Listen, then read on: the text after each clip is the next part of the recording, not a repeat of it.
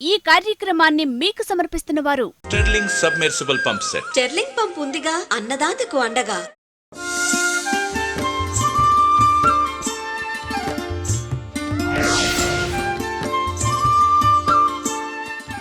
రైతు సోదరులకు శుభోదయం.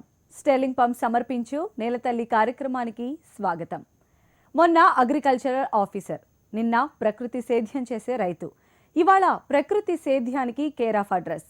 రైతు కష్టాలకు కారణమేంటి, పరిష్కార మార్గం ఎక్కడుందని ఆలోచించిన ఆ అభ్యుదయ రైతు కొత్త మార్గానికి బాటలు వేశారు. అతని అనుభవ పాఠాల సారాంశమే ఇవాల్టి నేలతల్లి.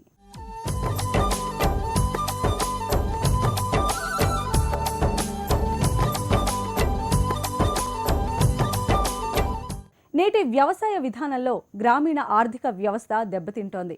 రైతుకు వచ్చే ఆదాయం మాటేమో కానీ ప్రతి గ్రామం నుంచి ఏటా లక్షల రూపాయలు పెట్టుబడులుగా తరలివెళుతున్నాయి. దీన్ని అధిగమించాలనే ఉద్దేశంతో స్వావలంబన, స్వదేశీ భావన విధానంలో ప్రకృతి వ్యవసాయం చేస్తూ పలు రకాల పంటలను పండిస్తున్నాడు మహబూబ్ నగర్ జిల్లా రైతు.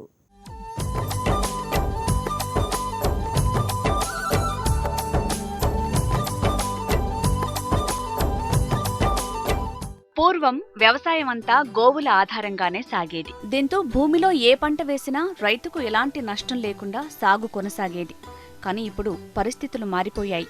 అధిక దిగుబడుల కోసం రైతులు చేస్తున్న రసాయన వ్యవసాయం రైతులను అప్పుల పాలు చేస్తూ ఆత్మహత్యల వరకు తీసుకువెళ్తోంది.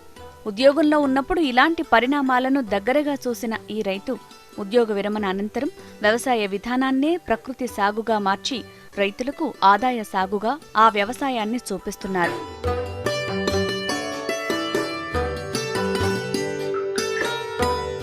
నేను విశ్రాంతం కాకముందే ఉద్యోగంలో ఉన్నప్పుడు కూడా సేంద్రియ వ్యవసాయం వైపు రైతుల దృష్టి మరించాలనేటువంటి ఆలోచన కూడా ఉండేది.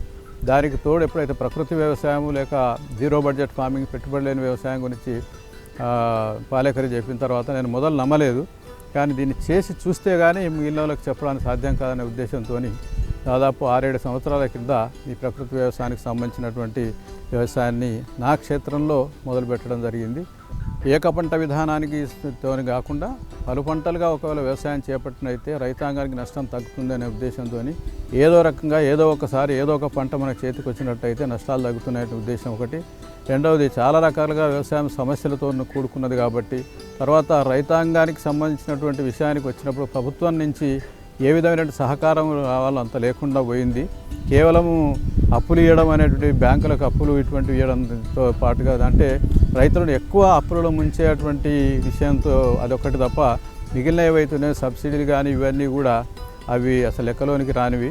కాబట్టి అసలు పెట్టుబడి లేకుండా రైతులు యాచించేటువంటి పరిస్థితి లేనటువంటిది ఏదైతున్నదో ఈ జీరో బడ్జెట్ ఫార్మింగ్. కాబట్టి ఆ విషయంలో దృష్టి మరలించి నేను దీన్ని కేవలము నేను చేయడంతో పాటుగా మిగిలిన వాళ్ళకు కూడా చెప్పాలనే ఉద్దేశంతో ప్రస్తుతం గ్రామ భారతి దానికి అధ్యక్షుడిగా ఉన్నాను. అది ఒక స్వచ్ఛంద సేవా సంస్థ.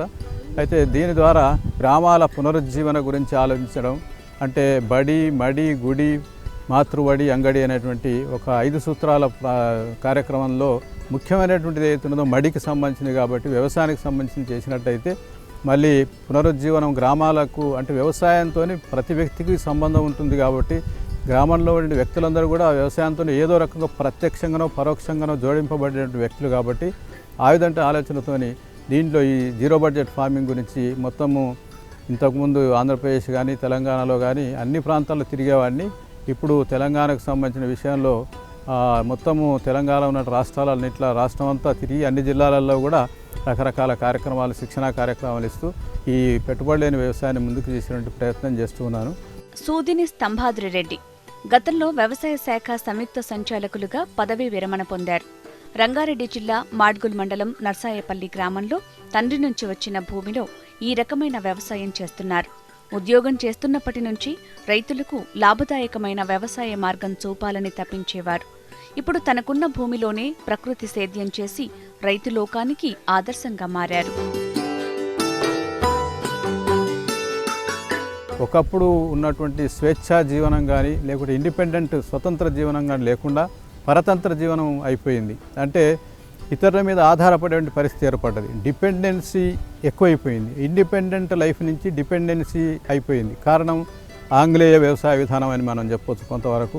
ఇంకటి ఈ గ్రీన్ రెవల్యూషన్ రావడము, దాంతో ఫర్టిలైజర్స్ కానీ ఇంకా ఇతర పెట్టుబడులు కానీ పెట్టడము, ఈ విధంగా రైతుకు బయటికి చూసేటువంటి పరిస్థితి, అంటే విత్తనాల కోసం కానీ ఏ విధమైన అవసరాలైనా కూడా బయటికి వెళ్ళిపోయి బయట చూడడం తప్ప డిపెండెన్స్ అవడంతో దీన్ని మళ్ళీ ఇండిపెండెంట్గా కావాలంటే కేవలము ప్రకృతికి సంబంధించినట్టు ప్రకృతి వ్యవసాయం లేకుంటే పెట్టుబడి లేని వ్యవసాయం అయినట్టయితే మామూలుగా దీంట్లో మనం మూడు రకాలుగా అనుకోవచ్చు. ఏంటంటే ఒకటి స్వావలంబన, లేకుంటే రెండవది స్వదేశీ భావన, స్వాభిమానం.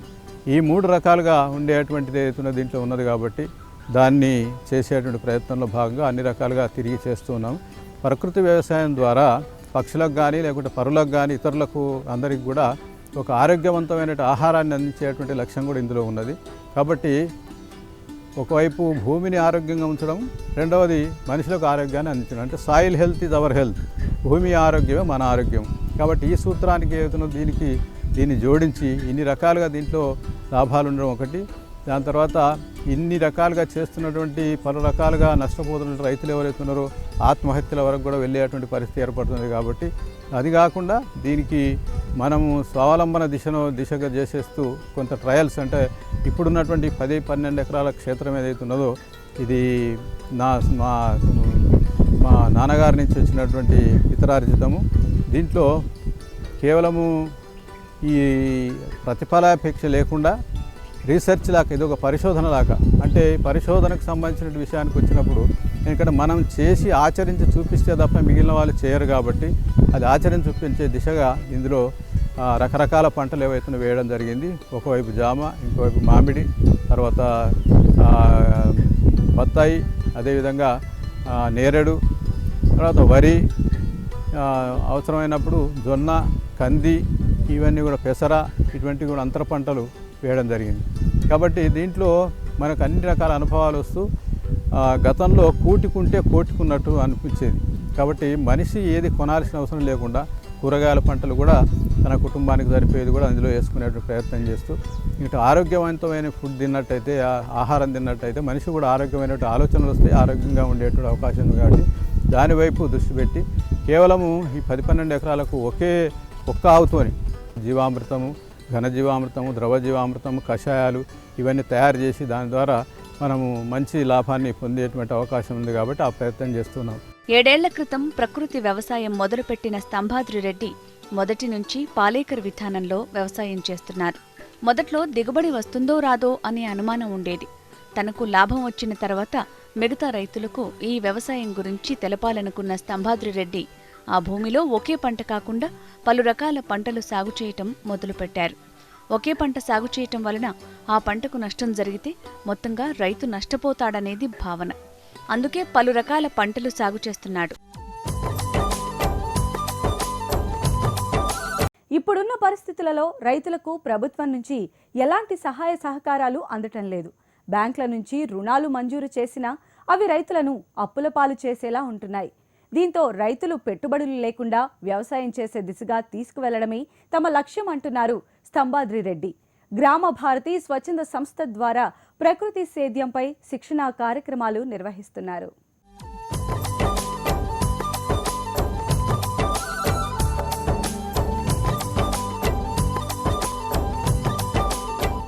రైతు తనకు కావలసిన అన్ని అవసరాల కోసం మార్కెట్పై ఆధారపడుతున్నాడు. ఈ పరిస్థితుల్లో మార్పు తీసుకురావాలన్నది స్తంభాద్రి రెడ్డి ఆరాటం. స్వాతంత్ర్యం తర్వాత మన రైతన్నలు ఇండిపెండెన్సీ నుంచి డిపెండెన్సీ దిశగా వెళ్లారు. ప్రకృతి వ్యవసాయం ద్వారా తిరిగి రైతులను పూర్వ వైభవానికి తీసుకువెళ్లొచ్చని, దీనివలన భూమి ఆరోగ్యం బాగుండటంతో పాటు మన ఆరోగ్యం కూడా బాగుంటుందని చెప్తున్నాడు. భూమి ఆరోగ్యమే మన ఆరోగ్యం అనే నినాదంతో ఈ వ్యవసాయాన్ని కొనసాగిస్తున్నారు స్తంభాద్రి రెడ్డి.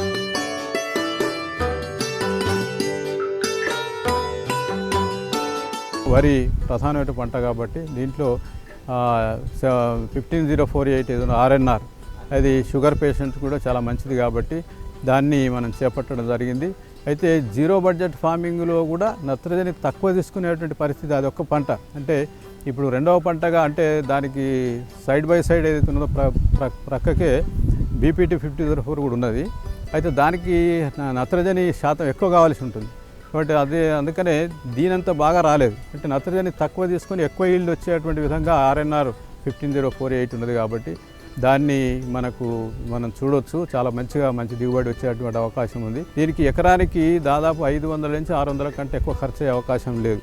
ఇప్పుడు నేను పెట్టినటువంటి ఖర్చు అవుతున్నది కేవలం బయట నుంచి ఒక బెల్లం కొనుక రావడం ఉంటుంది. ఇక ఇక్కడ మన దగ్గర ఉన్నటువంటి పెసరాయిటువంటి కూడా ఆ పిండి మనమే ఉపయోగించుకోవచ్చు. కాబట్టి అన్నిటికంటే ముఖ్యమైనది అంటే ఈ గ్రామం నుంచి డబ్బు బయటపోకుండా ఉన్నట్టయితే గ్రామ వికాసం జరిగే అవకాశం ఉంది. కాబట్టి ఆ వైపు కూడా దృష్టి మరల్చి అది మనం చేయడం జరిగింది. కాబట్టి చాలామంది ఒకప్పుడు ఇది అవుతుందా, సాధ్యమవుతుందా కాదా అనేటువంటి వ్యక్తులు ఎవరైతే ఉన్నారో ఇప్పుడు వచ్చి చూసిపోతున్నారు. ఇది మేము చేయొచ్చు అనేటువంటి అవకాశం ఉన్నది. కాబట్టి ఆ విధమైన దిశలో మనం మరి కూడా అటువంటి గ్రామంలో గ్రామ భారతి తరఫు నుంచి మేము చేయడానికి సంబంధించిన విషయంలో శిక్షణా కార్యక్రమాలు కూడా అక్కడ నిర్వహిస్తున్నాం. తర్వాత ఇంకా వేరే వాళ్ళు ఎవరు పిలిచినా కూడా ఏ గ్రామంలో అంటే సూక్ష్మ స్థాయిలో కూడా వెళ్ళి వాళ్ళకి శిక్షణా కార్యక్రమాలు చేయడం జరుగుతుంది. మొత్తం తనకున్న 12 ఎకరాల భూమిలో ప్రకృతి సాగు చేస్తున్న ఈ రైతు వరి, మామిడి, జామ, బత్తాయి, నేరేడు, జొన్న, కంది, పెసర, మునగ ఇలా రకరకాల పంటలను పండిస్తున్నారు. పిడికెడు రసాయనం వేయకుండా, పురుగు మందుల ఊసే లేకుండా 7 సంవత్సరాలుగా వ్యవసాయం చేస్తున్నాడు. నిత్యావసరాల కోసం మార్కెట్కు వెళ్లకుండా అన్నీ మనకున్న భూమిలోనే పండించుకోవటం వలన రైతు నష్టపోడు అని చెప్తున్నారు. వ్యవసాయం ఏదైతున్నదో మన దగ్గర ఉన్న వ్యవసాయం ఇండియన్ అగ్రికల్చర్ ఇది గ్యాంబులిన్ మాన్సూన్ జూదంలాగా అన్నాడు. కాబట్టి దాన్ని తట్టుకునే విధంగా మనకు మామిడి ఇటువంటి పండ్ల చెట్టు ఉన్నట్టయితే అకాల వర్షాలు కానీ కరువు పరిస్థితులను తట్టుకునే అవకాశం ఉంది. కాబట్టి ఒక 4 ఎకరాలలో మామిడిని ఎన్నుకోవడం జరిగింది. దాంట్లో సంవత్సరానికి ఇప్పుడు కనీసం ₹1,00,000 అయితే ఈ 4 ఎకరాల్లో వచ్చే అవకాశం ఉంది. ప్రతిసారి వస్తున్నాయి, ఈసారి కూడా వస్తున్నాయి. ఇక మామూలు పండ్ల కంటే ఇది ఒకసారి తిన్నటువంటి వాళ్ళు మళ్ళీ ఇదే కావాలని కోరుతున్నారు. కాబట్టి బయట నుంచి వచ్చి తీసుకెళ్ళేటువంటి మార్కెటింగ్ కూడా గతంలో నేను తీసుకెళ్ళి అమ్మవాడిని, ఇప్పుడు వాళ్ళు కొన్న వాళ్ళే మళ్ళీ ఇక్కడికి వచ్చేసేసి మాకు ఇది కావాలని ఇక్కడనే మార్కెటింగ్ చేసేటువంటి పరిస్థితి ఏర్పడ్డదని. వర్షాలు ప్రారంభమైన తర్వాత నెలకొకసారి 5 ఏళ్ల పైబడిన చెట్లకు 5 లీటర్లు ప్రతి సంవత్సరం ఒక సంవత్సరం చెట్టుకు 1 లీటరు, 2 సంవత్సరం 2 లీటర్లు, 3 సంవత్సరం 3 లీటర్లు, 4 లీటర్లు, 5 లీటర్లు. ఎంత పెద్ద చెట్టు అయినా 5 లీటర్లు సరిపోతుంది.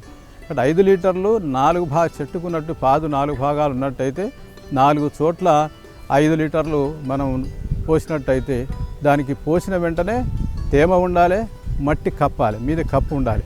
కాబట్టి కప్పు అనేది ముఖ్యమైనటువంటిది. దీన్ని చేయాల్సి చెప్పినట్టయితే నెలకొకసారి చేయడం ఒకటి. అదేవిధంగా నవంబర్ నుంచి 15 రోజులకు ఒకసారి స్ప్రే చేయడం, జీవామృతం స్ప్రే చేయడం ఒకటి. అదేవిధంగా నీమాస్త్రం లాంటివి ఏదైనా పురుగులు ఇటువంటి రాకుండా నీమాస్త్రం 15 రోజులకు ఒకసారి, ఇట్లా 3 లేక 4 స్ప్రేయింగ్స్ చేస్తే దాని ద్వారా మంచి పంట వచ్చే అవకాశం ఉన్నది. ఇన్ని రకాల పంటలు పండిస్తున్నా ఒకే ఒక్క దేశీయ ఆవును వ్యవసాయానికి ఉపయోగిస్తున్నారు. 12 ఎకరాల భూమికి కావలసిన ఎరువులు తయారు చేస్తున్నారు. వ్యవసాయంతో పాటు జీవ వైవిధ్యాన్ని కాపాడే విధంగా ఈ ప్రకృతి వ్యవసాయం ఉంటుందన్నది ఈ రిటైర్ అగ్రికల్చర్ ఆఫీసర్ సలహా.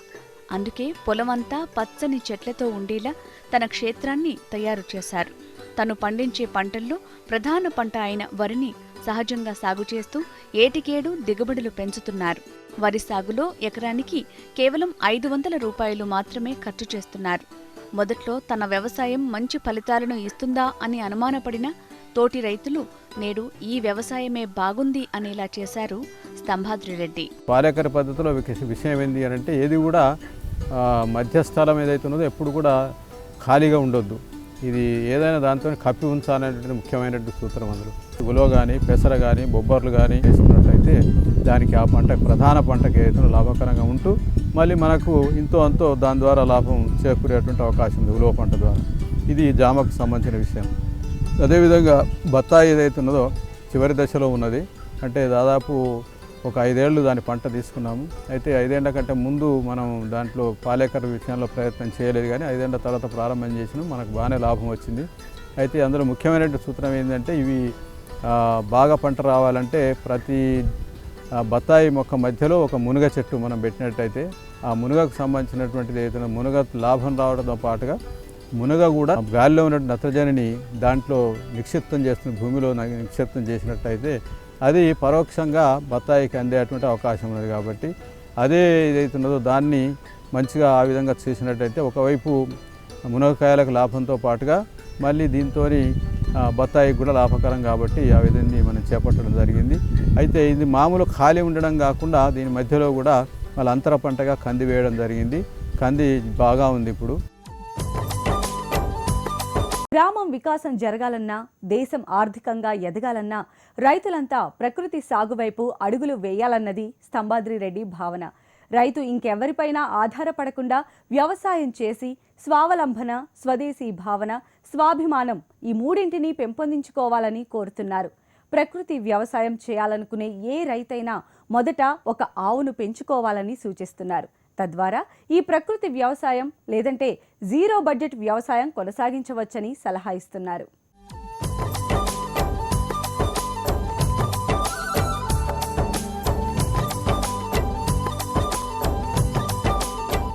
రైతుల దశ మారాలంటే దిశ తిరగాలి. ఆ దిశ ఏంటంటే ప్రకృతి వ్యవసాయం అంటారు ఈ అభ్యుదయ రైతు. అగ్రికల్చర్ ఆఫీసర్గా కొత్త టెక్నాలజీపై అధ్యయనం చేసినప్పటికీ పూర్వపు వ్యవసాయ పద్ధతులే చివరికి భారతదేశానికి పూర్వ వైభవం తీసుకొస్తాయని అనుభవపూర్వకంగా నిరూపించారు. గ్రామ భారతి స్వచ్ఛంద సంస్థ ద్వారా ఎందరో రైతులకు జీరో బడ్జెట్ వ్యవసాయంపై శిక్షణ ఇస్తున్నారు. గ్రామ భారతి అధ్యక్షుడిగా కొనసాగుతున్న స్తంభాద్రి రెడ్డి రైతులు ఏకపంట విధానానికి స్వస్తి పలకాలని సూచిస్తున్నారు. ప్రధాన పంటల్లో అంతర పంటలు వేసుకోవాలని వివరిస్తున్నారు. దీని ద్వారా గ్రామాలకు పునరుజ్జీవం పోయాలనే ఉద్దేశంతో ముందుకు సాగుతున్నారు. ఒకసారి రైతులు, తర్వాత రైతులకు సంబంధించిన రైతులు organisations, fertiliser producers, chemical producers అంత సమావేశం జరిగినప్పుడు ఒక విషయం ఏమొచ్చిందంటే రైతులకు ఎంత సబ్సిడీ వస్తుందనే విషయానికి వచ్చినప్పుడు దాదాపు ఎకరానికి 5,000 రూపాయల సబ్సిడీ పరోక్షంగా వస్తున్న విషయం తేలింది. అక్కడ చాలామంది సంబంధించినటువంటి ఇతర ఆర్గనైజేషన్స్ వాళ్ళు ఏమన్నారంటే ఒకవేళ సబ్సిడీ తీసేస్తే ఎట్లుంటుంది అంటే, సబ్సిడీ తీసేసిన వెంటనే రేట్లు ఎక్కువ అవుతాయి. DAP 2,000 అయిందనుకోండి, 2,000 అయితే 10 బస్తాలు వేసేవాడి సంగతి ఏంది, ఇది వద్దు అని చాలామంది అన్నారు. కానీ ఒకరమో ఇద్దరం మా అటువంటి వాళ్ళం మాత్రమే ఇది తీసేయడం మంచిది, పరోక్షంగా వాళ్ళను ఇబ్బందులకు గురి చేస్తే రైతులకు ఈ సబ్సిడీ ఇవ్వడం ద్వారా ఏదైతున్నదో వాళ్ళ దిశ మార్చుకునే అవకాశం ఉంటుంది. వాళ్ళు సేంద్రియం వైపు కానీ లేకుంటే జీరో బడ్జెట్ ఫార్మింగ్ వైపు కానీ వెళ్ళే అవకాశం ఉంటుంది. కాబట్టి ఇది బాగుంటుంది అనే విషయం వచ్చినప్పుడు చాలామంది విభేదించిన తర్వాత మళ్ళీ అవును ఇది బాగుంటుంది అనే విషయాన్ని కూడా వచ్చినారు. కాబట్టి మనం భవిష్యత్తులో జీరో బడ్జెట్ ఫార్మింగ్ ఏదైతే ఉన్నదో దాన్ని అడాప్ట్ చేసుకోవడం ఏకైక మార్గం. ఎరువులు లేకుండా కూడా ఏటికేడు దిగుబడులు పొందుతున్నారు. ప్రకృతి సేద్యం ద్వారా జనానికి ఆరోగ్యకరమైన ఆహారం అందించవచ్చు. ఇలాంటి ఎన్నో రకాల చర్యల ద్వారా గ్రామం నుంచి డబ్బు బయటికి పోకుండా చూడొచ్చు. ఫలితంగా గ్రామ వికాసం జరుగుతుంది. ఇలాంటి విస్తృతమైన అవగాహనతో ప్రకృతి సేద్యంపై రైతులకు శిక్షణ కార్యక్రమాలు ఏర్పాటు చేస్తున్నారు.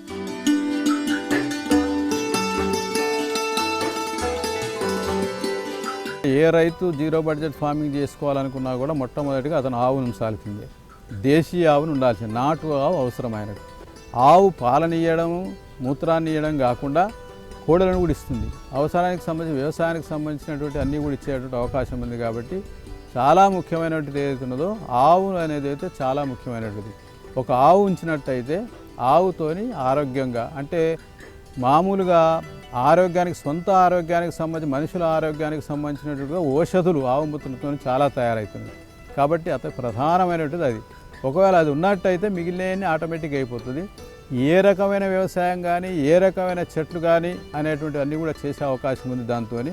ఉదాహరణకి హయ్యెస్ట్ లెవెల్ అంటే బాగా అధికమైనటువంటి పెట్టుబడి పెట్టినటువంటి ఏదైతే పాలీ హౌజులు ఉన్నాయో పాలీ హౌజ్లో చేసేటువంటి జర్బరా అనేటువంటి ఫ్లవర్ మొక్కలతో పాటుగా అన్ని రకాల వ్యవసాయాన్ని కూడా మనం జీరో బడ్జెట్ ఫార్మింగ్లో చేయొచ్చు. దానికి ప్రధానమైనటువంటి ఏదైతుందో గోవు, ఆవుతోని వ్యవసాయం చాలా సులభం, అందరూ చేయొచ్చు.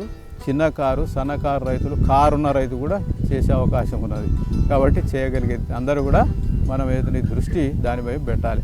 ఈవెన్ ఫారెస్ట్రీ కూడా అంటే కొబ్బరి లాంటివి కూడా, కొబ్బరి కానీ లేకుంటే ఫారెస్ట్ ప్లాంట్స్ కూడా ఏ చెట్టుకైనా మనం జీవామృతం వేసినట్టయితే దాని రెస్పాన్స్ బాగా ఉంటుంది.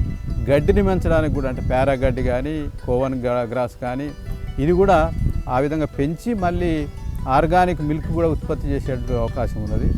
ఎగ్ ప్రొడక్షన్లో కూడా ఆర్గానిక్ ఎగ్స్ ఇప్పుడు ప్రొడ్యూస్ అవుతున్నాయి జీరో బడ్జెట్ ఫార్మింగ్లో.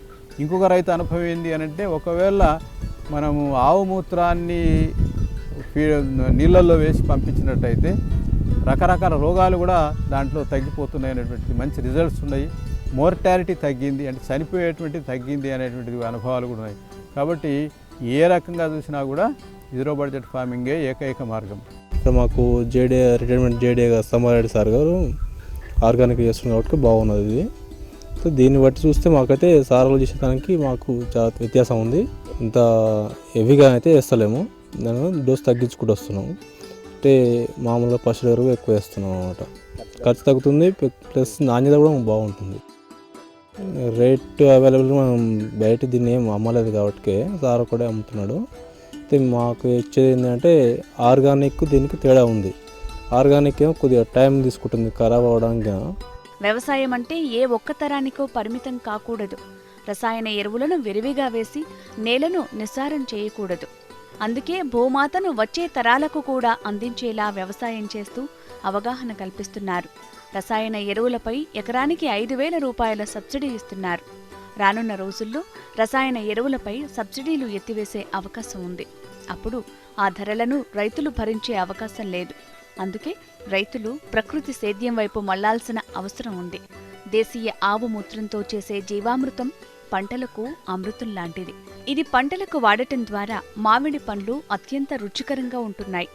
ఒక్కసారి తిన్నవారు కొనుగోలు చేసేందుకు మళ్లీ మళ్లీ ఆసక్తి చూపుతున్నారు.